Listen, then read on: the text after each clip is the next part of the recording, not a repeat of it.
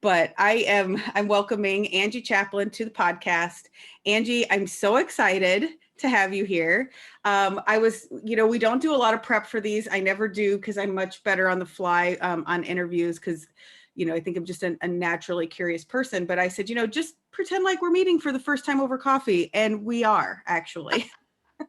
Exactly. We've never met in person, right? Correct. We've exchanged emails and Facebook messages, but this is the first time we've actually even spoken. Right. It's just all been in writing up until this point. So I'm excited to meet you. There's no difference in my brain when I meet people online, when I meet them in person. And I often like that name to face, and I'll be like, wait, have we met before? Right. I don't know. Yeah.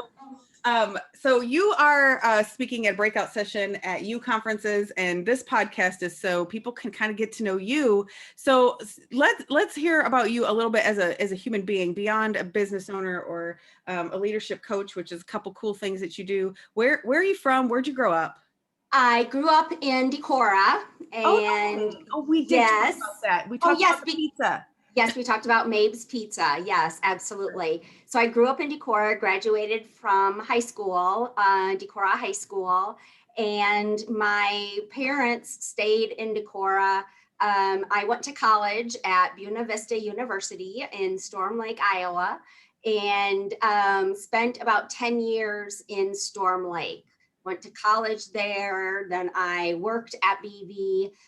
My very first job, it was the best first job I could have ever had, even though I probably didn't realize that until much later. I was an admissions counselor. Oh, yeah, right on.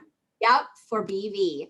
So I did that and spent some time as the executive director of the Storm Lake Chamber of Commerce, spent some time back at BV in university communications, so doing marketing and communications. Got pregnant with my first son, Jacob, and wanted to be closer to family. So relocated to Waverly in 1999. So Waverly is where I raised my family.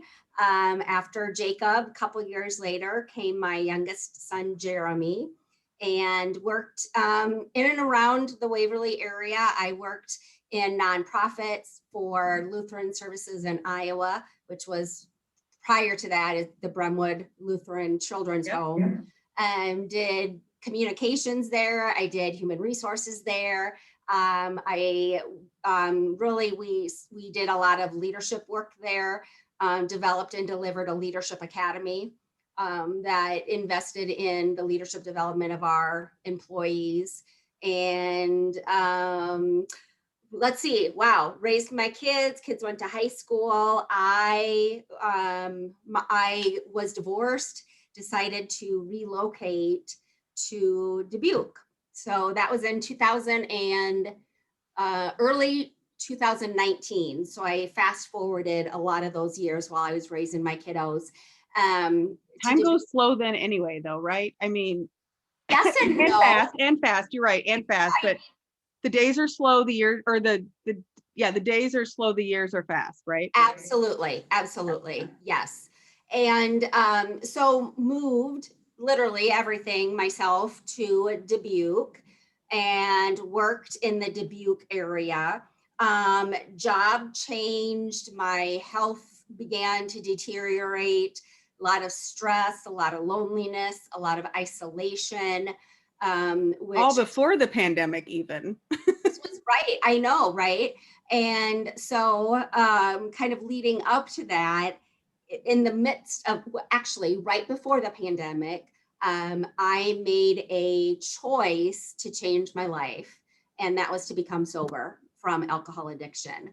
And just as stress and as isolation and some emotional trauma and different stuff that I went through, alcohol became my coping mechanism. How is that? And you're welcome to stop me if I ask too personal. No, please do. But let me ask you this, like in the midst of being lonely, making a decision to take away your coping mechanism, how how do you get there though? Well, I got there because literally I was killing myself with Mm. alcohol. Did you recognize it, or did other people recognize it? Well, I became ill, like very, very ill. And I was actually hospitalized 5 times Oh my gosh, Angie. for what ended up being medical detoxes.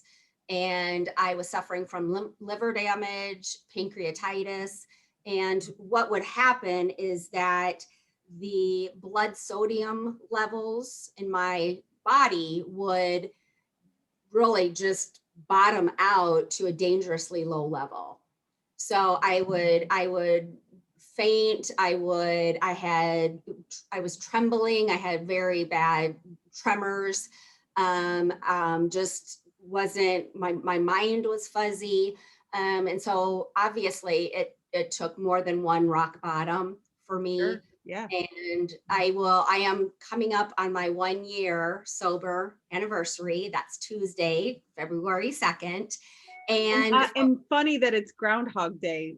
I know, isn't that right? Weren't you living probably like the proverbial Groundhog Day before this? I mean, I would imagine so. Yeah, yeah. So right before, so my 5th medical detox was it was February 2nd was when I entered the hospital and was in ICU. I was in the CCU and just it was horrific. And when I came out of that, I knew I was done. I knew if I kept drinking, I was going to be literally done. So you knew that you would not survive one more rock bottom. Correct. I suspected that, and the doctors suspected that as well, because of the physical nature of the damage I was doing. Can you describe that feeling of that understanding? Did it feel releasing, or did it feel terrifying? Yes. Well done. Yes, but it also, I felt empowered. I was, and I made many attempts before, and prior to, I went about 4 months sober, and then made the mind kind of the mental shift and the puzzle. The mystery is that, oh gosh, I'm good. I'll have just one. The rules started, right? You started making the rules. Okay, well, I can have one, just no beer. Just, maybe only on Fridays. Yeah, I know those rules. In my world, moderation is a myth. I know it works for people. It does. And I know what does and doesn't work for me, and it would not work for me. And so at that time, after I got out of the hospital, I went into an intensive outpatient rehab program. Oh, okay. I have questions about that. Can I bother you? Okay, Here's my questions about it. So whenever I see people go off to these programs, usually, on television or something, I'm like, is that millions of dollars? What do you do with your job? How do you continue with your children? So and I would imagine that stops people, right? It has to. The fear stops people. Fear is fear is an interesting emotion because we use it as a protector. Right. We also use it as it provides an excuse for us. And I had to get over the fear of it. At the time when I got out of the hospital, the job had ended. I was unemployed, so I didn't have that to worry about, so to speak, which is kind of a weird way of looking at it. But I had to put myself first so that everything else in my life would no longer come last. And how hard is that as a mom? I was ashamed, but I was also, I was ashamed, and other people told me how proud they were of me. So I don't want to cry. Thank God for my family, my parents, my kids. They stood behind me, and they saw some really yucky shit, quite frankly, leading up to this. And they were behind me all the time. and encouraged me and supported me. So I was in IOP, intensive outpatient rehab program. So I went to 9 hours of in-person meetings a week, and then COVID hit. Oh And no. Oh no. well, three weeks into the program, into rehab, is when COVID hit. And I had already made the mind shift. I already made the commitment to myself and to my family that, I had been through obstacles before in my life. And when I set my mind on something, I'm pretty stubborn, I'm pretty persistent. And I was very stubborn and very persistent. So meetings went away, counselor appointments went away, eventually to be replaced by virtual. So I knew I needed to surround myself with as many resources as I possibly could. Right. So I sought out online meetings and sought out Facebook groups and, anything that I could do to protect my sobriety is what I was willing to do. Wow. Yeah. And thankfully there were a lot of other people who were doing the same. And I think thankfully I think with a lot of any mental health issues, addiction issues, be it to alcohol, food, shopping, whatever, you could truly be addicted to just about any dopamine hit, right? exactly. Whatever it is, I think the stigma doesn't crowd the conversation anymore. That's how I could say it. It's still there. It's still there. It's getting better. Right. And I think all of us, I'm speaking for myself, but I've also heard this from other people. I thought I was the only one. Right. I thought I was the only, up until that point, leadership professional, human resources professional, mom, all the roles that I was in. I thought I was the only one who had this problem. Right. And yeah, because everybody else has it together. Of course. You can see it on their social media. Of course. It's perfect. They look beautiful. Their homes are beautiful. Their bodies are beautiful. Their relationships are beautiful. Yeah, they're not crying themselves to sleep in a bottle every night. No, they didn't wake up having to figure out how they're going to get unhung over enough to show up to the meeting. No, nobody else is doing that. Right. Yeah.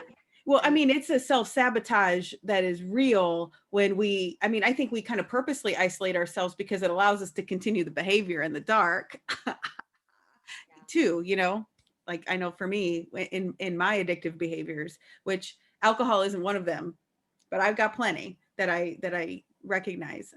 The nice thing about alcohol addiction is how much help there can be out there, but you got to seek it. And right.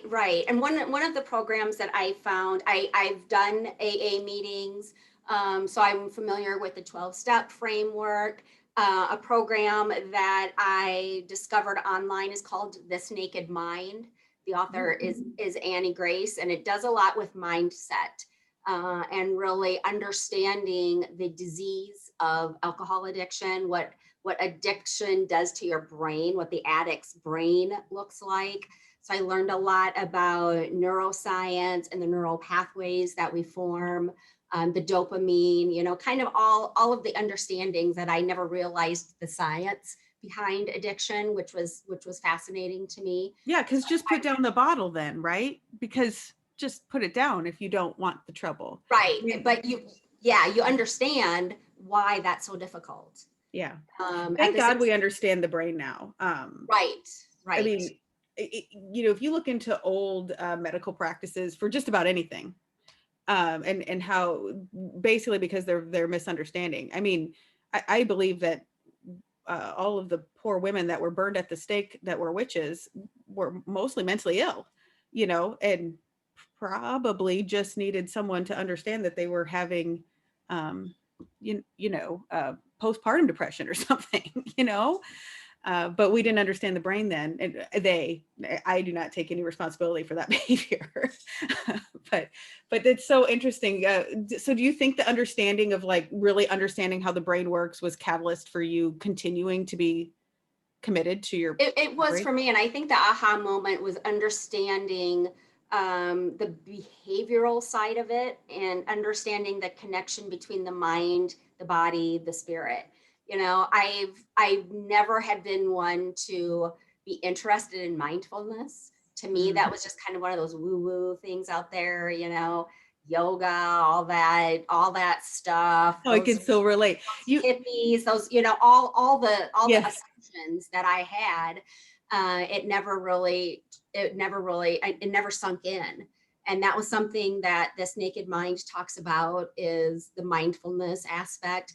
Also along this kind of same time frame, as I was kind of trying to build a wall of protection around my sobriety, I went back to something that was very important to me, or had been very important to me, and that was the work that I had done in leadership development.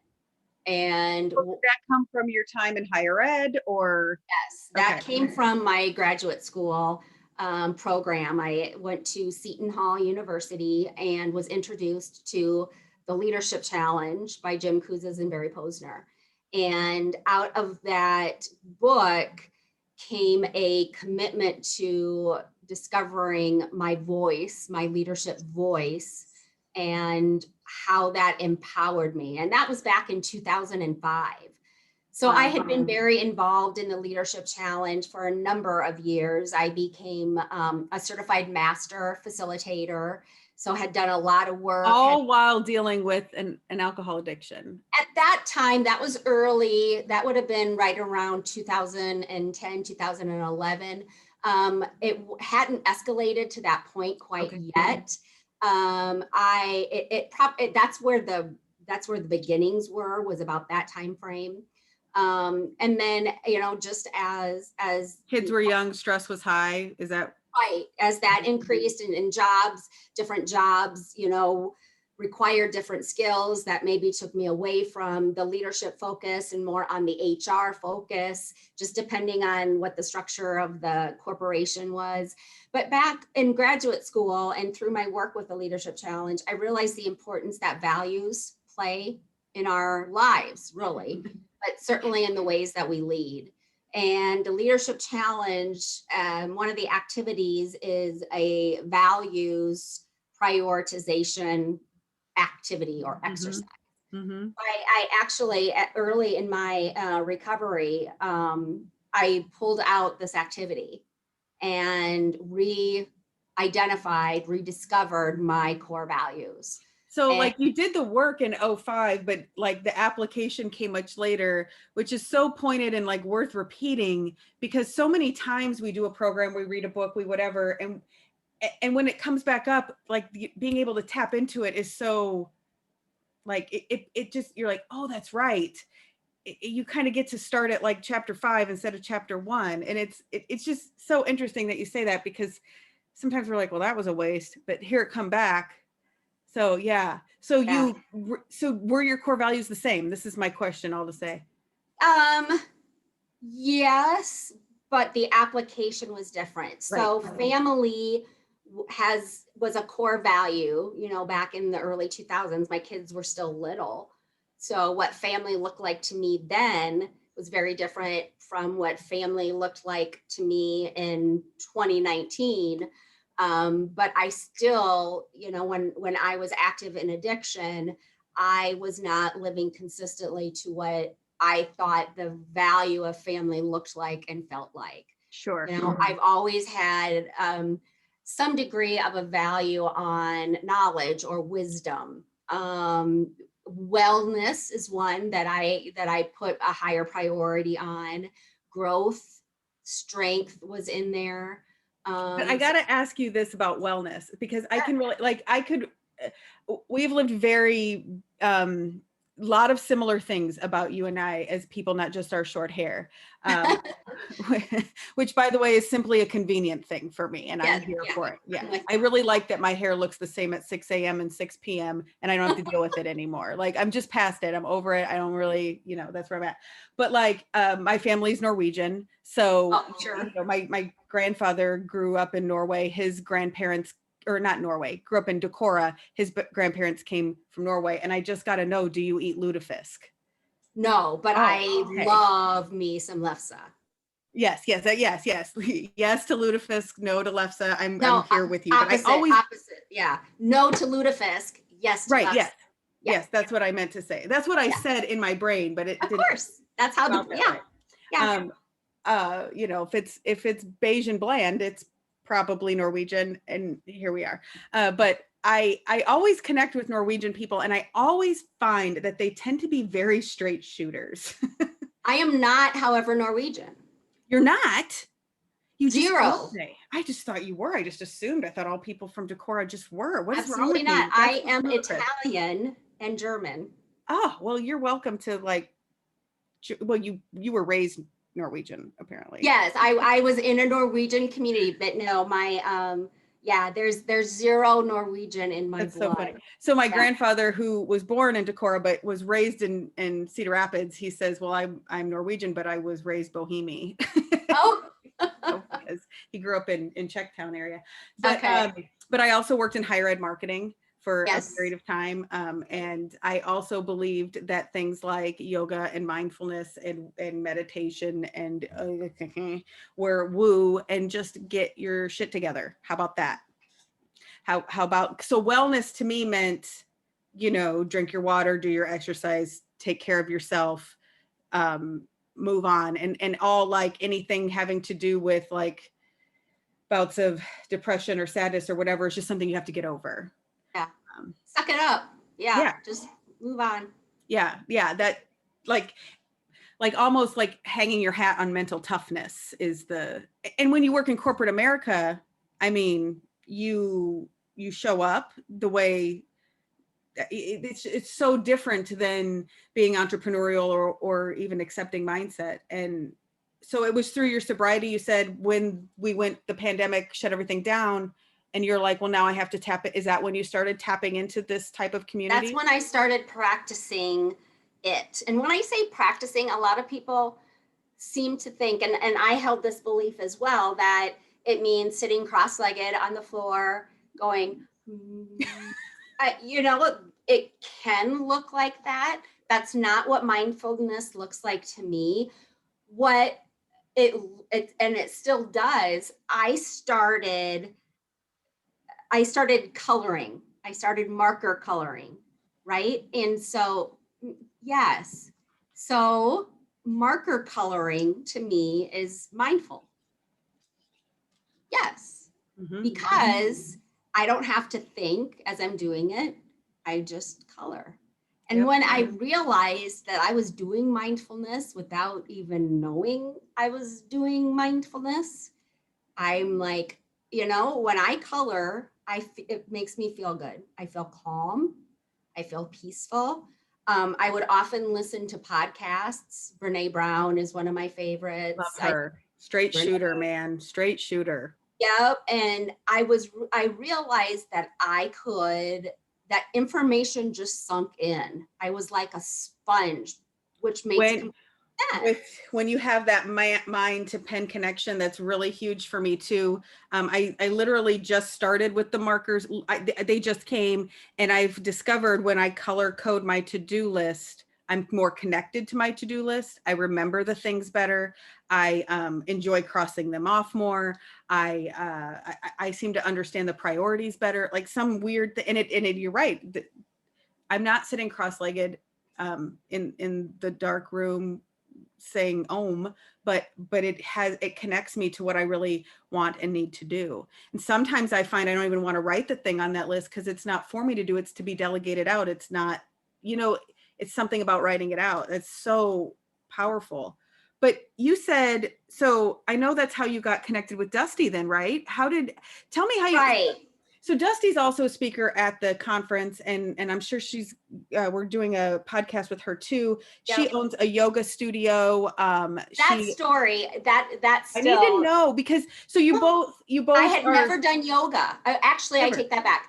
I took a yoga class once in Dubuque. It wasn't even a class. It was one-on-one instruction. Because, that sounds awful to me. Yeah, it was just a woman kind of who showed me what yoga was. Oh, okay. I get that. Kind of like a personal trainer, but just Sure. a one-on-one yoga person. And so after my sobriety was more solid, I have family in the Cedar Rapids, Marion area. I would live with my aunt and uncle in Marion during the summer and work at Lindale. So I felt comfortable kind of here. And, I've got one son now at UNI. I have one son at Iowa. And so Marion's right between the two. Yeah. So I decided I could be unemployed and isolated and lonely in Dubuque, or I could be unemployed, surrounded by people, at least family, closer to Waverly, where my parents then and my sister are. And so I did. So I picked everything up and moved to Marion and was looking for HR jobs. I kind of figured that's what I'd always done. I'd find a job as an HR BP, maybe do some leadership work.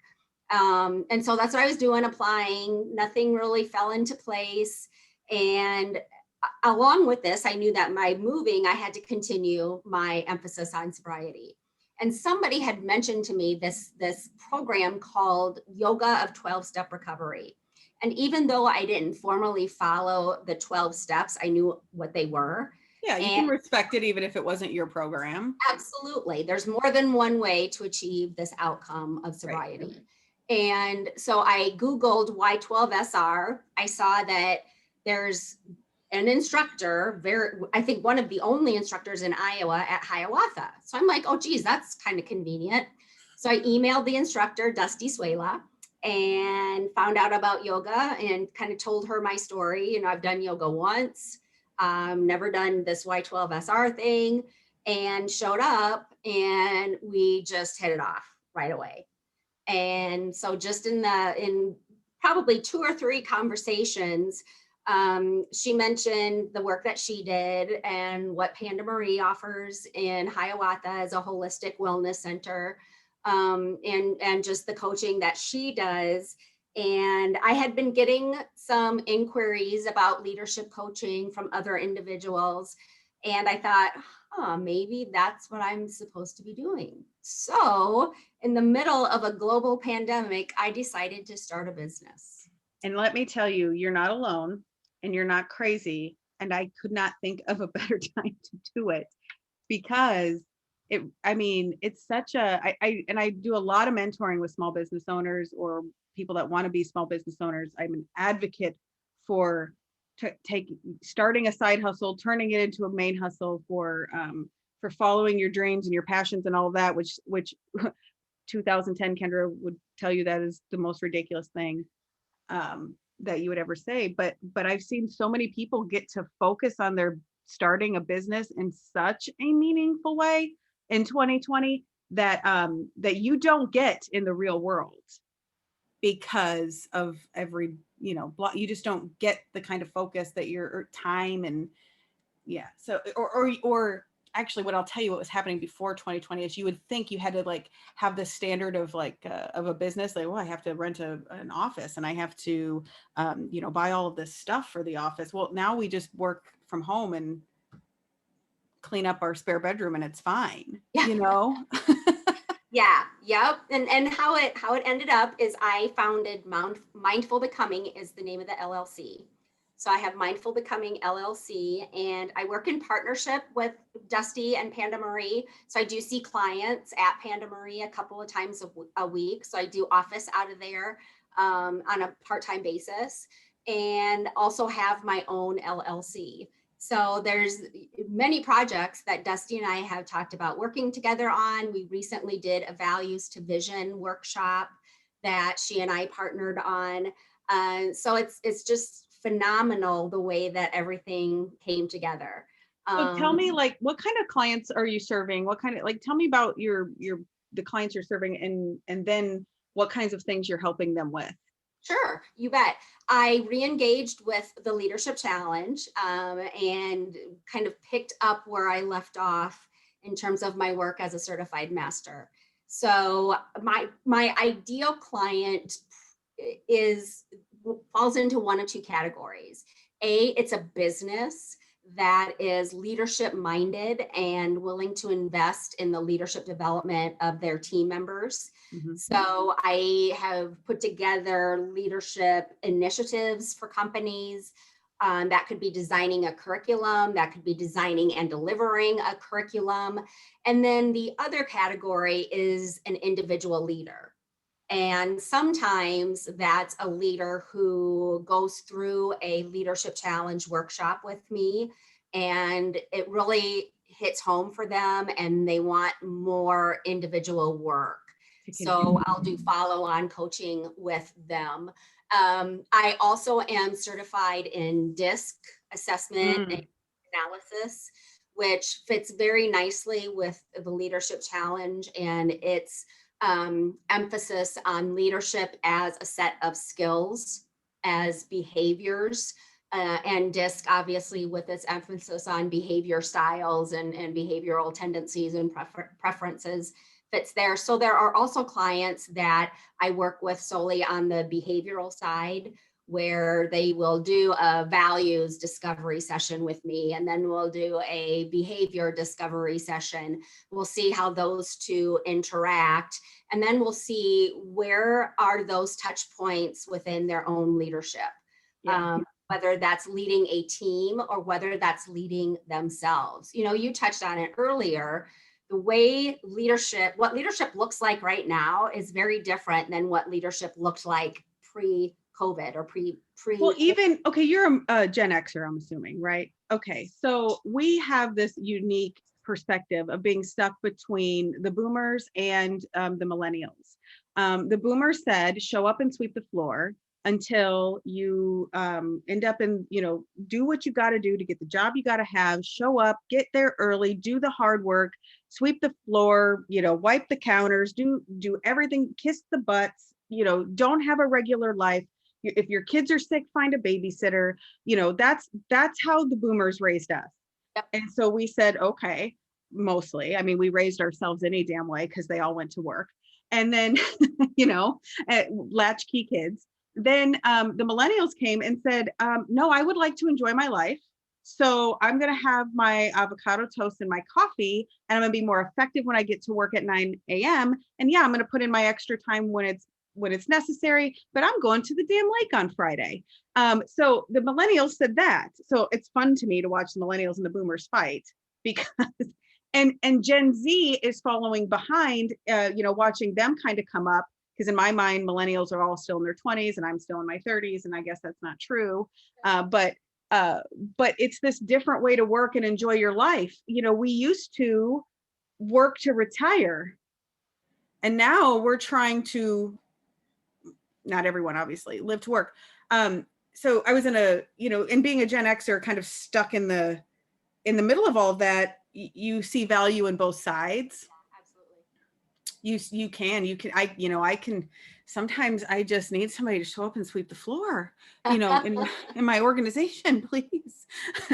But the one thing, I don't know if you're on Clubhouse yet. I don't know if you're an iPhone person, but so on Clubhouse is a really interesting thing. You can listen to, audio conversations and audio talks from millionaires and billionaires. And the first thing they are asking these people that are kind of stuck, all these like women in business reports and studies will tell you that women can get to about $100,000 a year income really pretty easily, and even $200,000, like that's really possible. But so women own nearly half of the small businesses in the world, but the ones making over $200,000 are like something like 4%. So or $1 million earners, maybe it was, or something like 4%. Anyway, so it's like, where's this disconnect of like, why are we not like accepting all of that? But every single one of these like high level coaches, the Grant Cardones of the world, every time they said, are you working with a coach? And when it's really starting to shift my mindset, and I do work with a coach, but I don't know that I valued my coach the way I should. I'll say it like that. Where they're saying, no, like coaches have coaches. And if you're going to play in this game where we're at right now with these people that want to live the way we all want or trying to live, then you have to have a coach. And so that was hard for me to understand, because do you know any boomers like getting mindset coaching? I'll let you, hold on. I'll quit talking in a second, but I got one more thing I want to say. When, and to kind of this point, the other day I was in a leadership training through my cosmetic company, and they had like a training for people in leadership levels to learn how to be better leaders. And I was literally sitting there in tears, because and I'm not a teary person, but these leadership is overwhelming, and it's hard, and it's a lot of looking yourself in the mirror and taking responsibility and holding to your integrity and keeping your values high, and sometimes it's just a lot. And so when you're in these trainings, you're really confronted by all of that, and what you're doing right, what you need to change, what you need to give away. And so one of my team members was messaging me, and I said, look, hey, listen, I'm not gonna be able to get back to you today. I'm in this leadership training, and I'm just kind of a puddle in tears right now, and I'll be better tomorrow. And she's like, oh, you're gonna have to tell me like what the great thing you learned was. And I was like, nothing. It's just confronting. So do you help people with that? That's all that to say. Yeah. And a lot of times I think in the early outset, leadership gets overwhelming because we feel that we need to fit a certain mold of what a leader looks like. And what they look like, how they talk, how they spend their day. Right. So we spend a lot of time trying to mold ourselves into, and maybe it's our own perception of what a leader should look like, right? Maybe it's I should show up and be doing this, and that reminds me, Dusty has this thing, we need to stop shoulding on ourselves, because that's what we're doing, right? When we use should, but it just works its way into our vocabulary. And so where leadership gets overwhelming is when we are trying to fit, let's say, our square peg into the round hole that leadership is. Right. And when you do that work inward, when you look inward first and you understand your values, then what you do outward through your actions feels a lot more comfortable. Yeah, and it's hard to pull yourself through that process without somebody to, one, guide you through it and then hold you accountable to it. Because you can take listen to whatever podcast or take whatever online course or whatever, but it's the accountability to who you want to be as a leader, and that constant checking in that's really important. You know what? It's hard. The same thing with recovery. The same thing with whatever habit change you're trying to make. So whether you're leading people or leading your demons is what you're telling me. Exactly. If you don't do the work isn't going to do itself. You have to do the work to get the result. Period. I think we often you can see yourself at the end of a tunnel, right? Like, you make the big goal to run the marathon, or to, I'm never going to drink again, or I'm going to start working out every day, or, I'm going to have this many sales, or I'm going to, sell this many tickets, or whatever the goal is that you set out to do. But it's the path to get there. And there's more than one. Yeah. There's more than one path. Well, and you think the path is going to be a thing. So you're like, this is the path. I'm going to go, even the most analytical people, step 1, step 2, step 3, step 4. Well, then at step 2, life, pandemics and deratios and kids and injuries and illness and, whatever the thing is, steps in. And then what, how do you stay accountable to that set of values and goals when your timeline just got completely derailed? And it really sometimes does take an outside set of eyes to go, yo, you are right. Bring it back to your values, and since my entry into the world of yoga, I now do yoga 3 or 4 times a week at Panda Marie, and practice the mindfulness that goes along with that. It's not easy. I tend to have a squirrel brain that gets distracted by the next bright, shiny object. I feel that. So mindfulness has been helpful for me in that regard as well. And it really is continuing to practice, even though I'll be celebrating 1 year, that doesn't mean I'm done practicing my sobriety, right? Yeah. And let me, yeah, I don't think it ever ends for most people. Absolutely not. And that's part of why people don't want to go through it, because of the finality of it all. It really is like a death. And a friend of mine actually just lost her dad, and this is why I'm kind of connecting it. She knew her dad was very ill. This was no surprise, but is her heart less broken? Absolutely not. But it's so similar, like the finality of that act, that decision to do that thing, and then to remain sober, and then what you're going to have to deal with. But you do it one day at a time. Mm-hmm. Yeah. We think we're just going to accomplish it all in short time. And I remember when I couldn't wait to get 30 days. I couldn't wait to get 6 months. I couldn't wait to get a year. And that was something that, my support team, my mentors, my counselors said is, in order to get to 6 months, you have to get through today. What are you doing to get through today? So at the same time that I'm a naturally very visionary individual, I'm goal oriented. I practice visualization. I can see what success looks like for me down the road. What gets me there is what I'm doing today. Yeah, I think one of my quotes says, do something today that your future self will thank you for. Yes, And that's a reminder there for me, because getting squirreled is legitimately, that busy procrastination, the ability to like do so much and so little in one period of time. And you sometimes, just like remaining on that focus one day at a time is important. And I think that's really critical and really good point. And it's not easy. I guess that's the other part of it. No one has it easy. And what I'm always telling my people when I'm doing some leadership coaching with groups of, people that work with me is like, you would not be inspired by the story of somebody that woke up and said, I think I'm just going to change my life. And then it was easy. And you would never feel empowered to do the same. And I mean, sometimes it sounds like a real crock of shit that you got to walk through, a bunch of garbage in order to get somewhere for somebody else. But isn't that what life should be about?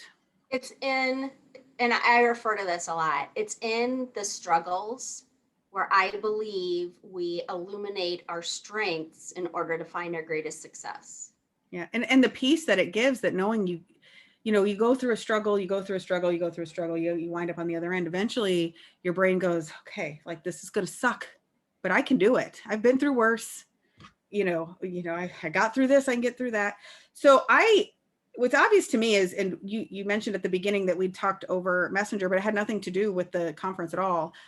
You're celebrating this year. So obviously what I've learned, you're not just celebrating the year of sobriety. Like you are like, no, I am celebrating this year of sobriety. And you have been planning very mindfully to kind of like feel that emergence of yourself. So our first conversations were, I'm a makeup artist, and you're like, I want you to do my makeup on my sobriety date. And I was like, wow, that is like as honorable as being asked to do somebody's wedding makeup. Truly. I was like, this is a first. Wow. And that it ties into my word for the year. So this is the first time ever that I have set an intention word for a year. Oh yeah. What is it? The word I chose was becoming. And what I realized is I spent a lot of 2020 unbecoming. I was unbecoming all of the shit that I thought about myself, that I thought I wasn't worthy. I thought I wasn't lovable. I had a lot of guilt. I had a lot of shame. All the things that I was working through, it's still a work in progress. I am unbecoming a lot of those thoughts that I feel about myself. And 2021 is about becoming the truest, most beautiful version of myself that I can be. So on my sobriety day. How could you get through becoming if you didn't unbecome some things? Right. And just, I'm having taught college, I think of it from an academic standpoint too, or an organizational, and you go through, the unfreezing of information, the freezing, the refreezing, and learning. We have to unlearn learn, relearn. So a lot of it is the same that I view becoming. And so on Tuesday, February 2nd, I'm celebrating my day of becoming. And it's not a one-time event. Becoming to me never ends. I'm always, as a lifelong learner, I'm always learning more about how to become that truest, most beautiful version of myself. Do you have, has a practice of celebration always been a high priority to you, or is this something new that you're? This is really something new. I turned 50 back in December, last month, I guess I shouldn't say back in December. And so I have a lot to celebrate, the fact that I am 50, the fact that I'm alive at age 50, the fact that I have overcome some pretty significant obstacles to make it where I am, the fact that I am 1 year sober, the fact that I have a tribe of phenomenal women who support, encourage, love, uplift, all the team members that I need, including my dog, that help me become the best person that I possibly can. So it's really a culmination, I think, of a lot of reasons to celebrate. Yeah, it really is. And I love that you're doing it so publicly and that you are owning the celebration of it. I think we often feel it can be, egotistical or braggy or whatever. I get so tired of people don't mind my brag, but I just did this massive, amazing thing. You know what? Like, why can't we be that way about something that we've accomplished? And I think it's a phenomenal example of owning something that you did and celebrating it, regardless of the recognition, regardless of what anybody else says. It's just, I think it's time that women in general just do that better, because we should recognize those things. You should recognize your year of sobriety. You should recognize turning 50. I mean, how old did 50 feel 30 years ago? Even last year, I dreaded turning 50. I dreaded turning 50. And, maybe it's because, I don't know, it's an age thing, or maybe it's just a stigma thing. Maybe it's a societal thing. But I honestly feel that I'm at a place to make the rest of my life truly feel like the best of my life. Mm-hmm. And a lot of that is because of where I am today, because of all the pieces that were put into place for me to move to Marion, for me to connect with Dusty and Panda Marie, for me to start yoga, for me to start mindful leadership, for me to reconnect with my leadership community through the Leadership Challenge. All of those pieces, that's all a part of what I'm celebrating. Yeah. One of the things at U conferences that we are committed to, we've got our core values on the front page of our website. Our mission and vision is front and center. It's something that we've worked really hard on over the last several years. And one of those biggest components is community, which one of the reasons it's so important is because it's something I've never really believed in up until a few years ago. I always, even when I was a hairstylist, when I did hair, I worked in a studio by myself. And because I didn't want to rely on other people, I didn't want anybody to interrupt my nothing. But that isolation is really, I thought it was really healthy for me. I used to always say, I don't play well with others. And what a funny thing to say, because you don't have to know me for very long to know that's such a bullshit thing. Like, oh, you're full of shit. and I think when, whatever you believe, but when God was handing out talents, he said, this one is going to bring people together and communicate with words. And that's, I've got other talents, but that's like the core of what I've had to kind of accept about myself. And I think that finding your tribe, like it's become so trendy. It's on all your vibe attracts your tribe, and finding your people that you relate to and feeling included and feeling a part of something. And we're just here to disrupt that status quo that there isn't one of those for you. So as we kind of close this out, like, tell me about how, because you said when you were in Dubuque, isolated, alone, and it doesn't mean that there's not good people in Dubuque. Oh, absolutely. Absolutely. I still go back there once a month. Yeah. Right. But you've still got to have that circle of connection has to start somewhere. which is why our virtual tickets are cheap.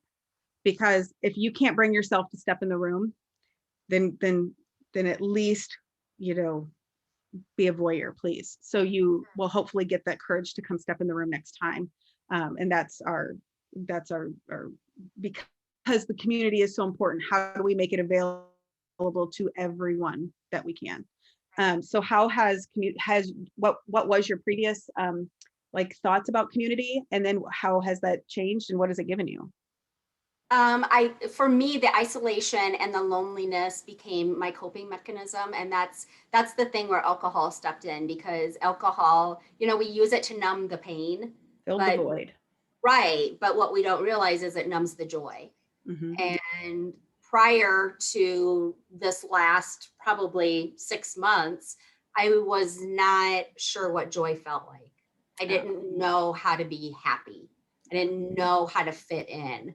I didn't know how to belong. I didn't feel included. And that's changed for me. And that's been as much of a mindset shift as it has been just a community shift. You know, and quite honestly, being single at 50, you know, I had in my mind that people didn't want me to belong. People didn't want to include me. But well, if you're not in the grandma's knitting circle, you know, that people would assume I was the third wheel, or, you know, but those were all obstacles. Those were all mindsets that I had. And when that shifted, then I was feeling that I belonged. I was attracting people who made me feel that I belonged, who included, who valued me, who assured me that I was worthy and lovable and strong and talented, and all the things that I had forgotten about myself. Well, when you lift that veil, that, you know, that when you lift that veil, like the fogginess of for you, you know, the commitment to the loneliness and letting alcohol fill the void, that, you know, that was kind of your story. When you can, you know, clear that fog, and it doesn't become about fitting someone else's mold and someone else's community. Yes, sometimes you will fit into someone else's community, you know, get in where you fit in, whatever. But what you just said was really, really powerful. Like you start, when you kind of get rid of that, and that could be, you know, alcoholism, you know, anxiety, it could be depression, it could, you know, all kinds of things that it could be foggy for you. When you're able to kind of break through it, or, you know, even just accept it and acknowledge it, you do start to you become attractive to the people you're supposed to attract. And certainly not romantically is not what I'm talking about at all. Right. You know, just that the community really does come to you when you're able to open up. It's the energy that we put out, right? Yeah. You know, and when I was feeling lonely and unhappy and just unlovable and unworthy and all the crap, that's the vibe I was putting out, you know, subconsciously or unintentionally. That was what was going out there. Right. And now it's the energy has shifted. What I have noticed is I have to protect that energy. And I become very adamant and very intentional about separating myself from negative energy to whatever extent I possibly can. That means turning off the news. That means separating following people on Facebook. Absolutely. And not feeling guilty about it. Giving myself. I always say you don't have to unfriend them, just not follow them. Exactly. You don't have to piss them off. You don't have to start drama. You don't have to make an announcement. Right. But I think, you know, when I hear people complain that like, oh, social media is such a negative space, I always say you are in complete control of what your newsfeed looks like. Get out of it. Go away from it. And my newsfeed is full of people like you. It's full of people that want to change the world. It's full of people that are, you know, talking about all this positive, punchy stuff. And some days I'm like, you know, I don't have a good day. And some days that's the thing that pulls you off the ground. Some days it's the day I say, F you. I don't want to listen to your positive stuff right now either. Right. But it's there when I'm ready for it. And you know, the only political thing that had showed up in my newsfeed recently is Bernie Sanders. And I was here for that. So.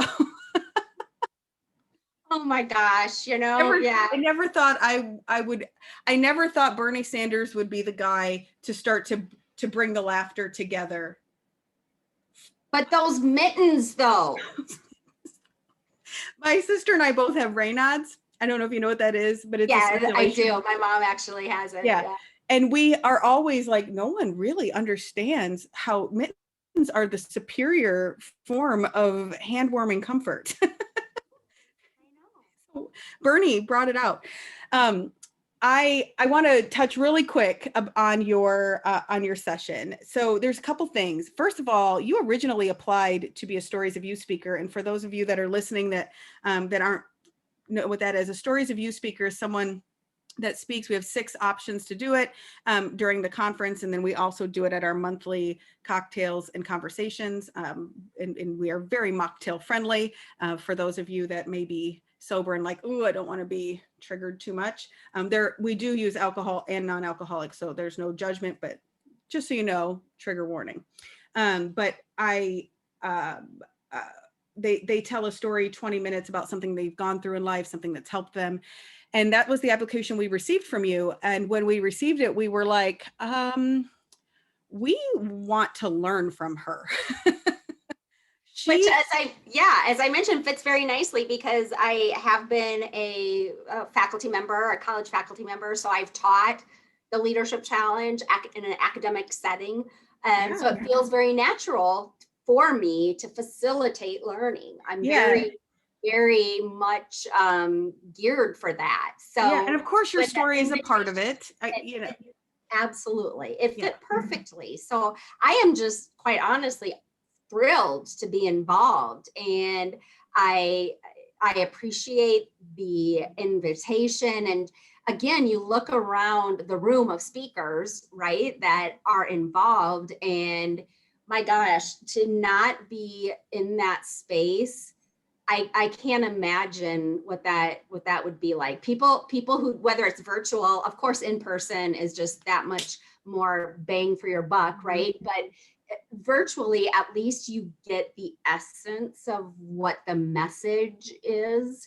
And yeah, people need to hear these stories and these messages and learn from these lessons that I think all the breakout speakers, all the Stories of You speakers, you, Elizabeth, all the gifts, all the talents that are going to be on stage that day.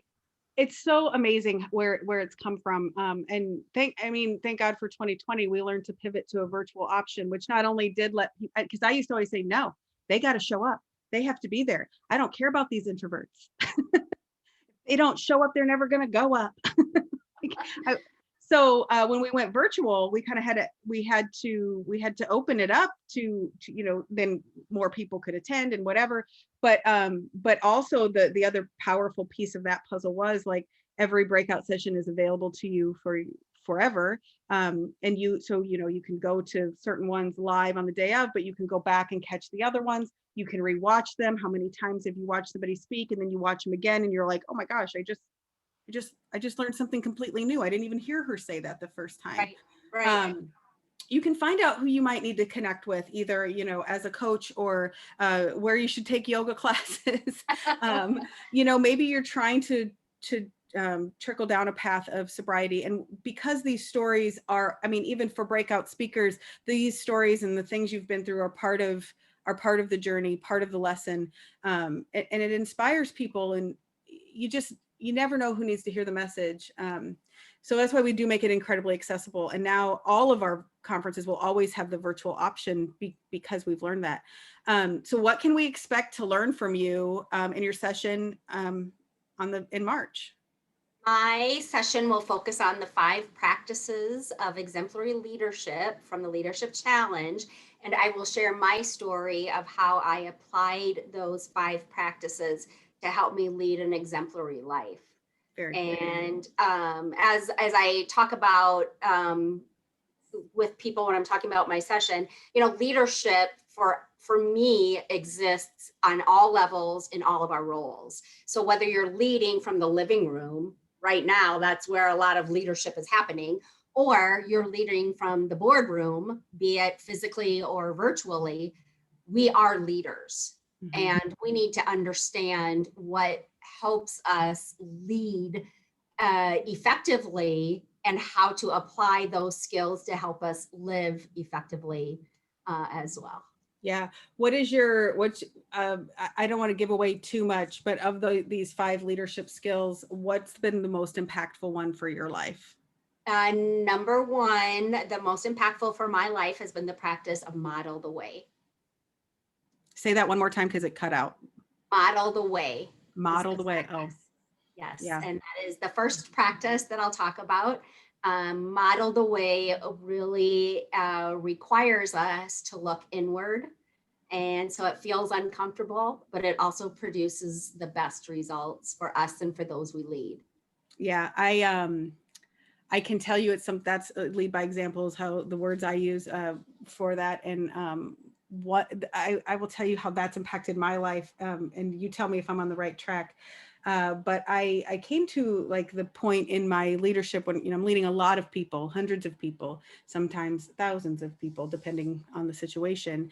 And I discovered even in myself, you can show up one way, in person, you can show up another way online, you can show up another way in email, but how do you show up in your DMs, and how do you show up in your text messages?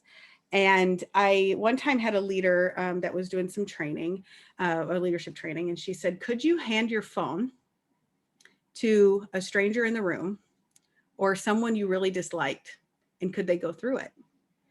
And everybody, like the whiteness of like everyone was really apparent, including myself. And I was like, I don't ever want to answer that question like that again. And that was like, and to this day, I remember, I had a pact with my best friend one time years ago. And I said, hey, look, if I ever like wind up on the side of the road dead, like you get my phone and delete everything. Okay. We no longer have that. I don't need it. Sure. And Yeah. but that was the kick in the butt for me to understand, am I really leading by example all the way? And And for me, that's authenticity. And authenticity requires transparency and vulnerability. Mhm. And so Brene Brown works her way into a lot of what I talk about, whether it's, rising strong and daring greatly and braving the wilderness, and all of the lessons that I've learned and continue to learn from her weave their way into the way I live, love, learn, and lead. Yeah, that's awesome. I'm excited for your session. I think a lot of people that are afraid of leadership will really benefit from the session. And, I think there's a lot of people, one of the things we always say when it comes to coaches that are up giving these talks is you may not be ready for a coach or need one right now, or you may be working with one, but when you connect with somebody from the stage, just keep them in your pocket. Because, and even if you listen to this podcast or watched it on Facebook or YouTube, wherever it gets posted, keep that person in your pocket, because you just never know when you may need to reach out or make a connection, or or refer a friend, like, oh my gosh, you know what, you could really use some help. And this woman, I feel like you would be really benefit from her. So, keep your mind and your heart open is my real message on that as you're going through these sessions and thinking about joining. So thank you. If you're listening and it's before March 25th and you want to grab a ticket, you go to uconferences.com and click on tickets. And if you love what Angie had to say, use her discount code. You can get $20 off. Her discount code is Angie, Angie. And that's it. Is there anything else you'd like to share? Any final words? Thank you is my final word. I am grateful to you. I'm grateful for all the phenomenal women who are sharing the stage with me. And I'm grateful for everyone listening, watching, and who will be attending as they make an investment in themselves. Yeah. Well, thank you so much. I'm going to go ahead and stop the live stream now so we can say goodbye to Facebook. Bye, Facebook. And we should be good there. And then I can stop the recording.